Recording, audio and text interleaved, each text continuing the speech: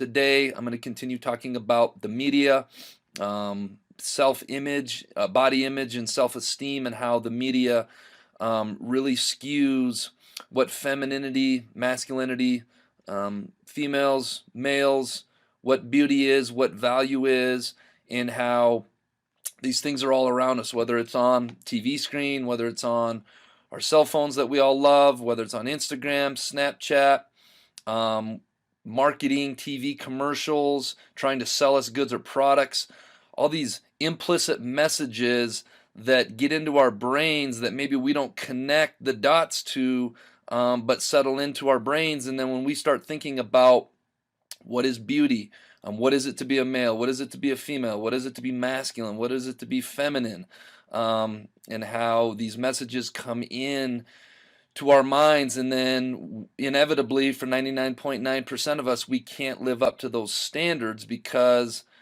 those standards aren't realistic in the first place, and how that affects our self-esteem.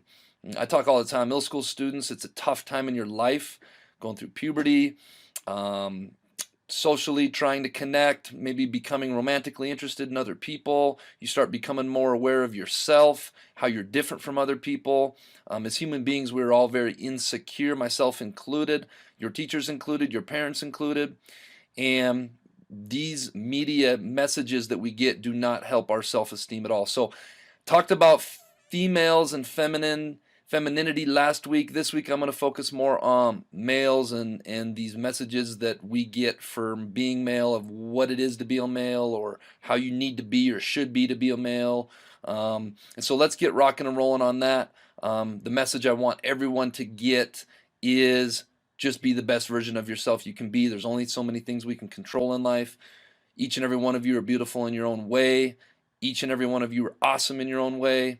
Just be Bob. Focus on being the best version of yourself you can be, and let everything else be what it's going to be. So let's get rock and rolling on this Bob lesson. Hope you guys go out and make it a great week. All right, this week's Bob lesson, as promised, is called Media, Body Image, and Self-Esteem, Part 2. But first, let's be our best this week at HMS. Let's be safe, let's be responsible, let's be respectful, and as always, let's be a learner. So self-esteem and body issues. At least when I hear that as a topic, my first thought goes like, oh, that's normally a conversation for women. But at least for me, I definitely have a lot of those issues. You know, I'm not the tallest guy. I'm not like long and lean and ripped in this kind of way.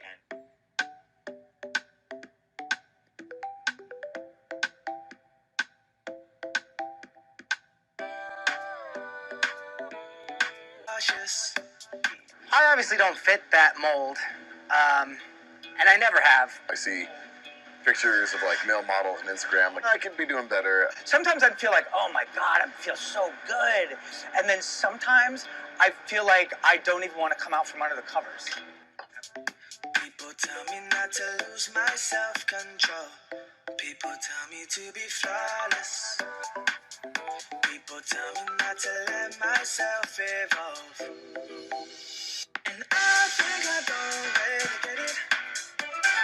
I think it's all just a peculiar game. And soon I'll wake up and I'll forget it.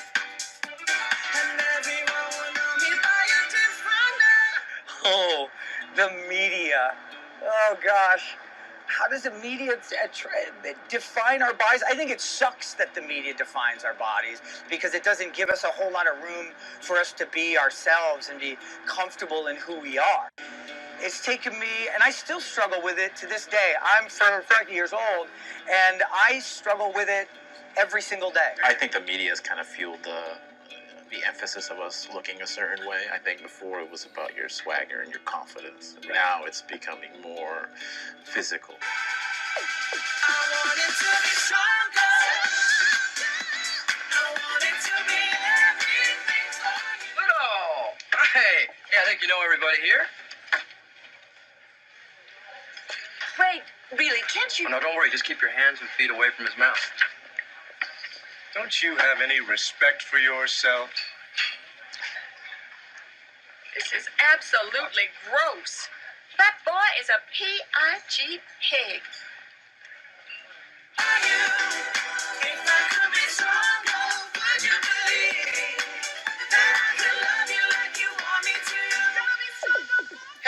Guys, don't go in there. This is breaking and entering. Schrader, come on. Don't be scared. Scared? I'm not scared. You're scared. Schrader, you were scared to try the new flavor of Dr. Pepper. I told you that in confidence, Hans. Schrader, you were afraid when your tooth fell out because you were terrified of the tooth fairy. That's actually legit. Okay. Fine, whatever, dude. Stay here. Fine, I will. Okay, guys, seriously. I don't want to be here alone when the walls start to bleed. Better, baby. Beginning of good things.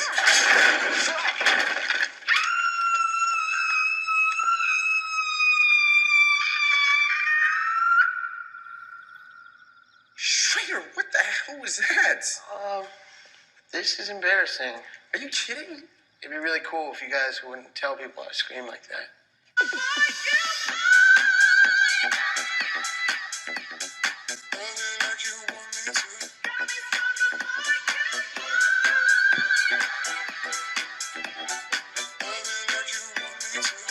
I think it all just goes back to like that caveman mentality of like the bigger, stronger, more prominent male is going to be the one to attract the most women. I hold my breath every time.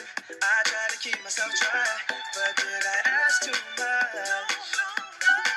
If I could do it. I actually, when I was in college, I was getting really bad acid reflux, and I was having really bad digestive problems. It turned out I didn't have a problem per se with acid reflux. I had a problem with overeating, and I would overeat, and I'd go to the gym, and I'd gorge myself trying to get bigger. But Would you believe what I said? That I still want that rush. And I think I don't really get it. I think it's all just stuff like you realize. Yeah, I think it's amazing that even when you watch something like a 300, you're like, all right, obviously these are guys who just live in the gym, blah, blah, blah, and that's all true. But even if you live in the gym, you're not going to look like that. Yeah, they're gonna spray in those abs to shadow it to make it look Amazing. like a comic book. Yeah. And everyone will know me by a different name. I want it to be stronger. I think my freshman year of college, I was like 245. And at the end of my freshman year, I got a talking to from my department about my weight. And they were like, you're like a pop singer and you're a tenor. You're never going to work. So I signed up for this clinic out here. I lost 60 pounds in 2.5 months going to this clinic. And I came back to college and they were like, well, now you're in between skinny. Damn, wow. And it's very embarrassing as a man to say it, but I had a full-on eating disorder.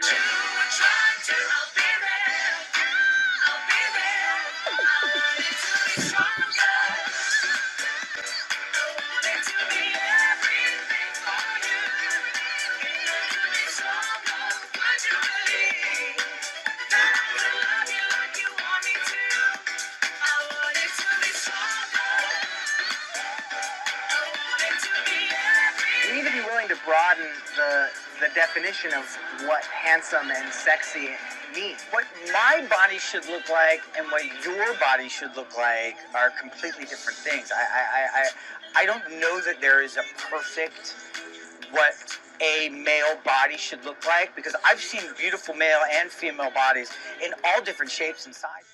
Heaving giant muscles, I think it makes those of us, I include myself in that are diminutive and skinny, small dudes, All right, let's finish talking about some of the characteristics that the media sends us about how males or masculinity should be. They should be masculine. They should be the breadwinners of the house when you get a little bit older. They're the ones that make all the money. Rough and rugged, aggressive. They should have short hair. They should be dirty from working. Flawless. They should be muscular. They should be handsome. They should be fearless. They should be lean. Should be insensitive, meaning not having feelings or not talking about their feelings. They should be ripped. They should be a leader. They should be tall. They should be independent. They should be loud and boisterous. And they should be a provider. And these are the things that the messages media sends to us, that to fit inside the box of being masculine or being a man, you must be these things. And these are faulty messages that we are getting. And I want everybody to know that fitting inside this box, life's not about fitting inside a box. Life's about being the best version of yourself, whether you're a man or a woman and you have masculine or feminine traits, because we're all very different, and there are many, many, many different shades of gray, and we're all built and made exactly how we're supposed to be. And our main focus should just be on being the best version of ourselves we can be. All right, this week's quote of the week is, love who you are and love one another, folks. That's what this is all about. All right, let's get on to this week's Jelly Bean questions of the week. Winners, we only had two, Josh Jucks and Savannah Everett. The answer was Chicago. It was many fractions. If you looked at, I think, like 3/4 of chicken, the first three letters would be CHI, so on and so forth. That's how you came up with Chicago. All right, let's go on to this week's Jelly Bean question of the week. What three letters can be removed from the word five and it still reads five? This one's a little tricky. See if we have any old soul, maybe Italians out there. That's a little hint. If you think you know, submit your answer to the Bob box. Make sure your first and last name is on it so I can post your name and get you your jelly beans. All right, Bobcats, let's make it a great week at the Helen Middle School.